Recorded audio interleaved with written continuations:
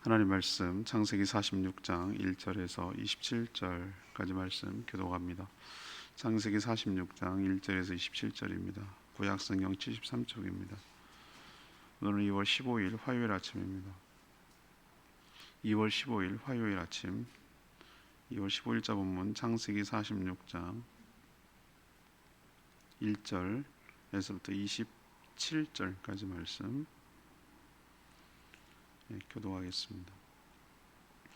이스라엘 모든 소유를 이끌고 떠나 브엘세바에 이르러 그의 아버지 이삭의 하나님께 희생 제사를 드리니 그 밤에 하나님이 이상 중에 이스라엘에게 나타나 이르시되 야곱아 야곱아 하시는지라 야곱이 이르되 내가 여기 있나이다 하매 하나님이 이르시되 나는 하나님이라 네 아버지의 하나님이니 애굽으로 내려가기를 두려워하지 말라 내가 거기서 너로 큰 민족을 이루게 하리라 내가 너와 함께 애굽으로 내려가겠고 반드시 너를 인도하여 다시 올라올 것이며 요셉이 그의 손으로 내 눈을 감기리라 하셨더라. 야곱이 브엘세바에서 떠날새 이스라엘의 아들들이 바로가 그를 태우려고 보낸 수레에 자기들의 아버지 야곱과 자기들의 처자를 태우고 그들의 가축과 가나안 땅에 있었던 재물을 이끌었으며 야곱과 그의 자손들이 다 함께 애굽으로 갔더라. 이와 같이 야곱이 그 아들들과 손자들과 딸들과 손녀들 곧 그의 모든 자손을 데리고 애굽으로 갔더라. 애굽으로 내려간 이스라엘 가족의 이름은 이러하니라. 야곱과 그의 아들들 곧 야곱의 맏아들 루벤과 루벤의 아들 한옥과 발로와 헤스론과 갈미오 시몬의 아들 여무엘과 야민과 오학과 야긴과 스알과 가나안 여인의 아들 사울이요 레위의 아들은 게르손과 그앗과 무라리요 유다의 아들 곧 엘과 오난과 셀라와 베라스와 세란이 엘과 오난은 가나안 땅에서 죽었고 브레스의 아들은 헤스론과 하몰이며 이사갈의 아들은 둘라 부아와 욥과 시므론이요 스불론의 아들은 스렉과 엘론과 얄레엘이니 이들은 레아가 바단 아람에서 야곱에게 난 자손인들이라 그 딸 디나를 합하여 남자와 여자가 33명이며 가사의 아들은 시본과 학기와 수니와 예스본과 에리와 아로디와 알렐리오 아셀의 아들은 임나와 이스와와 이스위와 브리아와 그들의 누이 세라며 또 브리아의 아들은 하에벨과 말게리니 이들은 라반이 그의 딸 레아에게 준 실바 야곱에서 낳은 자손들이니 모두 16명이라. 야곱의 아내 라헬의 아들 곧 요셉과 베냐민요 애굽 땅에서 온의 제사장 보디베라의 딸 아스낫이 요셉에게 낳은 므낫세와 에브라임이요 베냐민의 아들 곧 벨라와 베길과 아스벨과 게라와 나아만과 에히와 루스와 문빔과 훈빔과 아르시니 이들은 라헬이 야곱에서 낳은 자손이니 모두 14명이요 단의 아들은 후심이요 납달리의 아들 고 야셀과 구니와 예셀과 실렘이라 이들은 라반이 그의 딸 라헬에게 준 비라가 야곱에게 낳은 자손들이니 모두 7명이라 야곱과 함께 애굽으로 들어간 자는 야곱의 며느리 외에 66명이니 이는 다 야곱의 몸에서 태어난 자이며 애굽에서 요셉이 낳은 아들은 2명이니 야곱 위에 집 사람은 애굽에 이른 자가 모두 70명이었더라. 아멘. 야곱이 모든 가족을 데리고 또 소유를 이끌며 이집트로 향합니다. 브엘세바에서 제사를 드릴 때 하나님이 나타나셔서 애굽으로 가는 것을 두려워하지 말라고 하시며 함께 갈 것이고 또 큰 민족을 이루어 다시 돌아오게 하겠다고 약속하셨습니다. 야곱은 바로가 보낸 수레에 가족들을 태우고 이동했습니다. 그리고 누가 이동했는지 자녀들별로 설명하죠. 12아들 또 그의 자손들 그래서 쭉 이름이 열거가 됩니다. 나중에 보면 이제 요셉까지 포함해가지고 전체 70명이 이집트에 이주하게 됐다고 이렇게 쭉 설명하는 내용이 오늘 내용입니다. 오늘 질문은 야곱에게 주신 하나님의 약속은 무엇입니까? 야곱에게 주신 하나님의 약속은 무엇입니까? 이것이 오늘 질문입니다. 먼저 1절에서 3절까지 말씀 큰 민족을 이룰 것이니 두려워하지 말라는 것이죠. 야곱은 요셉이 살아있다는 말과 바로가 보낸 호의 때문에 이집트로 가긴 가는데 내심 좀 불안했습니다. 왜 그런가? 우선 자기가 살아온 환경과 터전이 아니라 낯설었기 때문이죠. 야곱은 가만 생각해 보면은 이집트에 간 적이 없는 것 같아요. 주로 바다나 북쪽이죠. 북쪽에 아람 쪽에 있었기 때문에 내려간 적이 없어요. 그렇지만 이제 이삭 근처까지 갔고 아브라함도 갔고 뭐 이렇게 했거든요. 근데 야곱은 가지 않았던 것 같아요. 또 그 자기뿐만 아니라 자손들이 그 이스라엘 백성 그러니까 자손들이 그 이집트에서 잘 적응하고 잘 살 수 있을까? 자기들은 목축을 주로 해오고 살았는데 이런 생각이 들었어요. 그렇지만 진짜 걱정되는 것은 하나님이 분명 이 가나안 땅을 약속의 땅으로 주셨는데 자기가 할아버지부터 아버지로부터 자기가 직접 여러 가지 경로로 여러 차례 들었는데 그러면 여기를 놔두고 떠나야 하는 상황, 이 상황이 영 찜찜하고 좀 걱정이 됐던 것이죠. 저는 이집트로 가는 길이 굉장히 다양했으리라고 생각해요. 가는 방법이 여러 가지 방법이라고 생각을 합니다. 그런 이제 브엘세바의 그 경유지를 브엘세바로 잡아요. 브엘세바. 거기서 들려서 그 하나님께 그 희생 제사를 드리죠. 거기서 제사를 드립니다. 근데 왜 거길 들렸을까라고 한번 생각해 보세요. 여러분 브엘세바 하면 뭐가 떠오릅니까?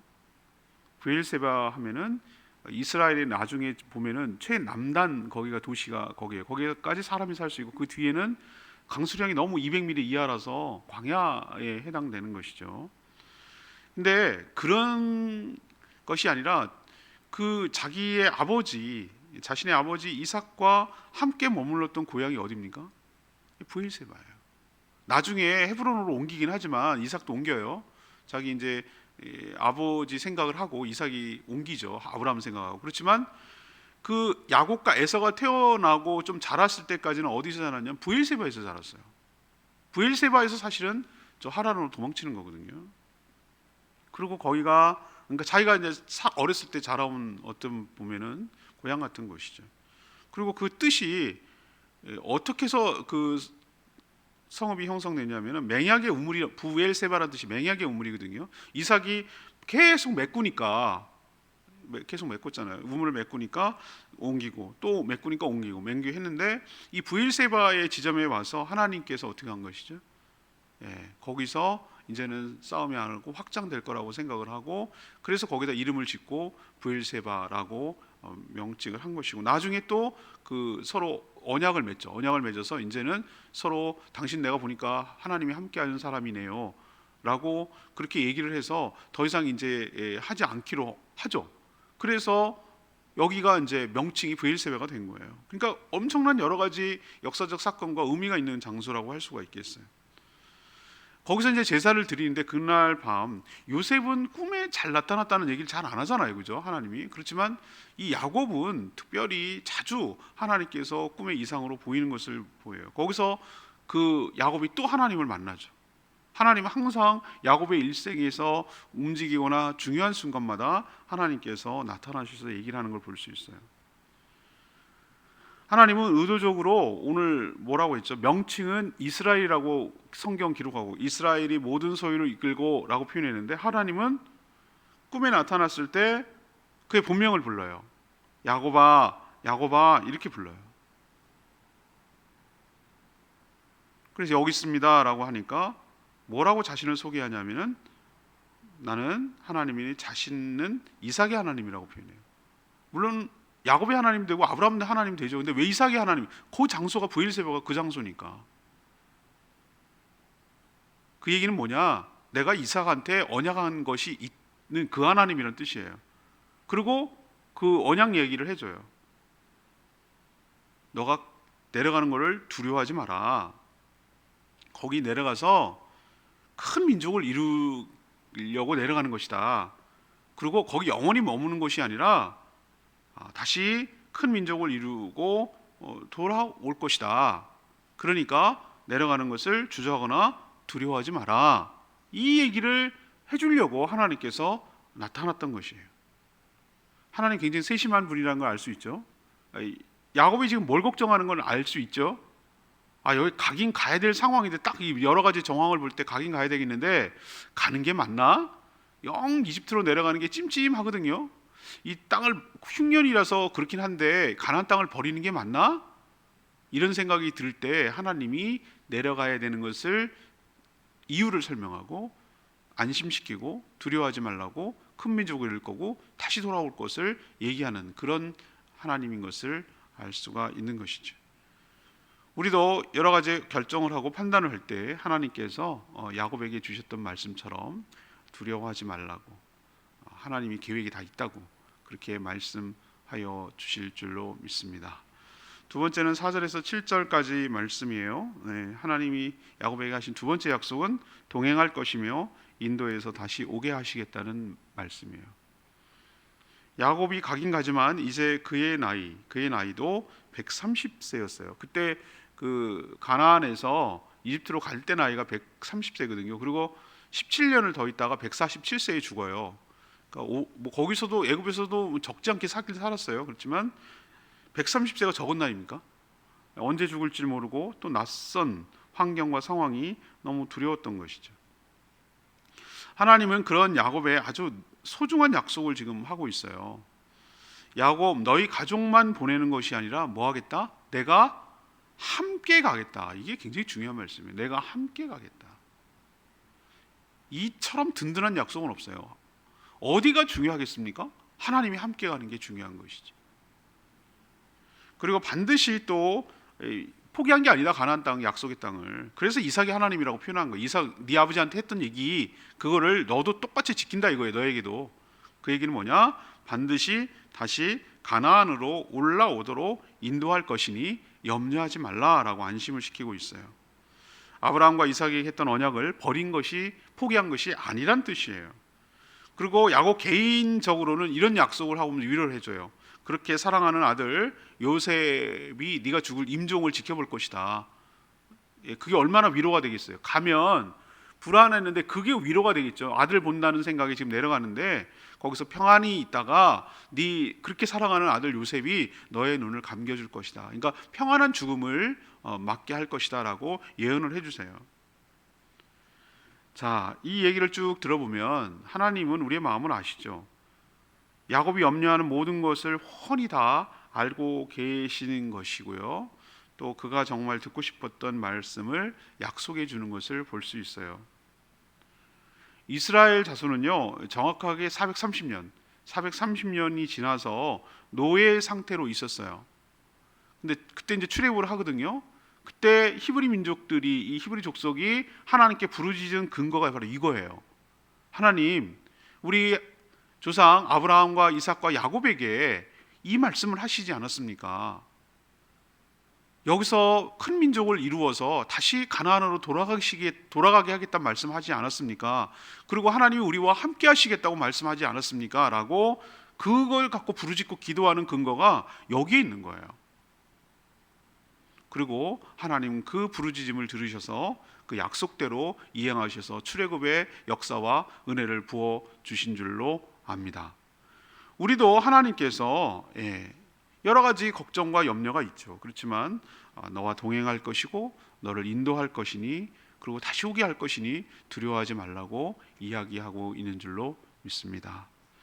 세 번째는요, 8절에서 27절까지 말씀이에요. 한 가문에서 한 민족으로 번성케 하신다는 것이죠. 이제 야곱의 자손들이 지파별로 쭉 소개되고 있어요. 우선 레아와 라헬 두 명의 아내, 그리고 실바와 비라 두 명의 첩 사이에서 태어난 그 엄마를 중심으로 이렇게 하는 것도 좀 그렇긴 한데 나는 이게 서열로 쭉 할 것 같은데 여기는 희한해요. 누구 엄마가 누구냐 이걸 이렇게 해가지고 이게 가족들을 정리하는 걸 볼 수 있어요. 그래서 그 사이에 참 많은 자손들이 태어났죠. 홀홀 단신으로 밧담 아람 외삼촌으로 갔잖아요. 거기서 물론 쏘가가지고 27, 27, 14, 14년 일하고 또 가족 세우려고 6년 일하고 그래서 20년 동안 죽도록 일했는데 그래도 거기서 생긴 자녀들은 있잖아요. 그리고 큰 재산도 이루었고요. 거기 보면 유다 입장에서는요, 사실 지우고 싶은 베라세라 뭐 이런 이름도 12절에 보면은 있어요. 여러분 그거 아시죠? 베레스 있잖아요. 베레스. 그거는 누굽니까? 다말에게서 난 이걸 뭐라고 표현해야 되나, 하여튼 아무튼 좀 막장 드라마 같은 그런 일이 있었던 것. 거긴데 다 넣어요. 그거 다 넣습니다. 왜 이렇게 상세하게 모든 가족의 이름을 적어두는 걸까요? 하나님은 한 사람을 집단 속에 넣어가지고 획일적으로 다루지 않는다는 것을 우리에게 보여줘요. 한 사람 한 사람이 모두가 소중해요. 그렇죠? 여러분이 여기 당사자라고 생각해 보세요. 어느 가문의 누구라고 칩시다. 그러면 내 이름에 빠지면 여기 말도 안 되잖아요. 그죠? 내 존재잖아요. 내가 누구인지를 알리는 존재잖아요. 내 이름은 내 존재잖아요. 근데 여기서 다 자기도 소중했을 거예요.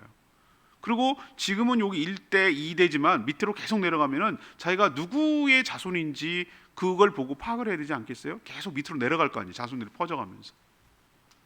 그래서 이렇게 상세하게 기록하고 있는데, 자, 이런 성경의 기록을 만약에 성경을 우리의 생명책이라고 해봅시다.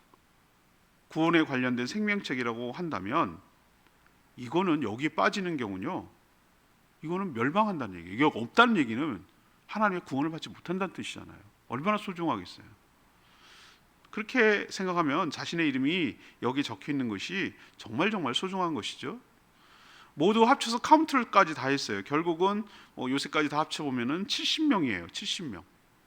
요셉은 왜 거기까지 넣어요? 요셉도 이제 야곱의 자녀로 쳐서 내려가는 것이죠. 자, 70명인데 한 민족이라고 하기에는 너무 작죠. 너무 작아요. 너무 작죠.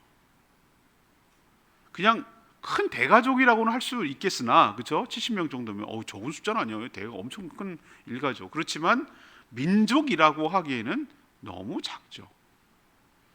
그래서 이들을 이집트라는 배양지, 제가 그래서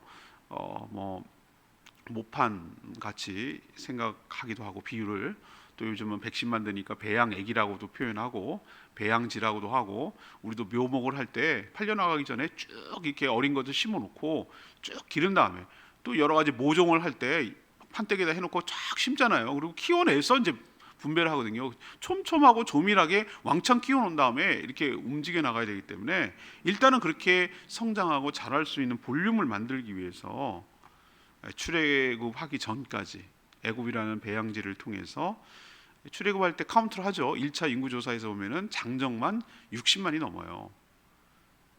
그러면은 그 어린아이들, 그리고 장정이 아닌 전쟁에 할 수 없는 노인들, 그리고 여성들까지 다 포함한다면 학자들은 보통 200만 정도가 출애굽에 동참했을 것이다, 이렇게 추정을 해요. 자, 분명한 건 60만 이상은 넘는다는 거예요. 60만이 훨씬 넘는 거죠. 그렇지만 장정만 60만이니까 70명으로 출발해 가지고 200만의 인구가 됐다니까, 우리 제주도가 70만 정도가 안 돼요. 70만에서 왔다 갔다 하는 것 같은데, 그러면은 그거의 3배 정도의 인구를 불어넣었다라고 하는 것은 엄청나게 불어난 거죠. 그죠? 그래서 왜 이렇게 카운트를 해놓는가? 비교 대조하려는 거예요. 창세기로 성경이 끝나는 게 아니잖아요. 그 다음에 출애굽기가 시작되는데 비교 대조해서 보라는 거예요. 하나님께서 어떻게 하셨는지, 인구를, 하나님의 언약을 지키기 위해서 하나님의 백성을 만들어내는 과정을 지금 하고 있는데, 무슨 공장에서 기계 찍듯이 찍어낼 수 있는 게 생명이 아니잖아요. 이건 자연적으로 번성하고 또 그 혈통이 계속 이어지면서 번성이 돼야 되는 문제잖아요. 그래서 하나님께서 이렇게 이행하셨다, 큰 계획을 갖고 이행하신다라는 것을, 언약을 지키신다는 것을 우리에게 보여주시려고 이 쭉 족보를, 야곱의 일가의 족보를 기록하고 있는 줄로 압니다. 오늘 레마의 말씀이 4절 말씀이에요. 내가 너와 함께 애굽으로 내려가겠고 반드시 너를 인도하여 다시 올라올 것이며 요셉이 그의 손으로 내 눈을 감기리라 하였더라. 하나님은 야곱의 인생 고비마다 찾아오셨어요. 저는 이런 하나님이 참 좋은 것 같아요. 그리고 그에게 약속하시고 그에게 안심을 시켜요. 산전수전 다 겪어온 야곱이지만 이 늙어가지고 낯선 그런 이집트로 가는 것이 왜 부담이 안 되겠어요? 우리도 나이가 들면 점점 뭐 합니까? 안주하려고 하죠. 뭔가 새로운 모험을 하는 게 굉장히 두려워요. 자기가 사는데 익숙한 데 살고 싶고 낯선 환경보다는 자기가 모든 편한 곳에, 익숙한 곳에 살고 싶어 하고, 그리고 그런 심리가 있거든요, 사람이. 그러나 하나님은 그가 정말 듣고 싶어하는 말씀을 해주셨어요. 그래서 그의 두려움을 다 내보내고 안심을 시켰죠. 함께 가시겠다는 그 말씀, 그리고 다시 가나안으로 오도록 인도하시겠다는 말씀, 그리고 큰 민족을 이루게 하시겠다는 말씀, 너는 편안하게 죽을 것이다 라는 약속, 이 모든 것들을 애굽에 가기 전에 마지막 가나안 땅 브엘세바라는 곳에 아버지와 함께 추억이 있던 그곳에서 말씀해 주셔서 안심시키죠. 그리고 우리는 다 알고 있어요, 이 뒤의 일들을. 야곱은 이 시점에서는 몰랐겠지만 이 하나님의 약속이 어떻게 됐다는 거예요. 다 이루어 주셨어요. 큰 민족을 이룬 것도 그렇고요, 함께 한다는 말도 그랬고요, 다시 돌아오게 하겠다는 것도 그렇고요, 요셉이 너의 임종을 지켜보며 눈을 감게 하겠다는 말도 지켜주셨어요. 하나님의 약속은 신실하고 그 말씀대로 이행하시는 고마운 하나님이신 줄로 믿습니다. 오늘 말씀 붙들고 기도하기 전에 찬양집 300장 부르고 기도하는 시간 갖겠습니다. 찬양집 300장입니다.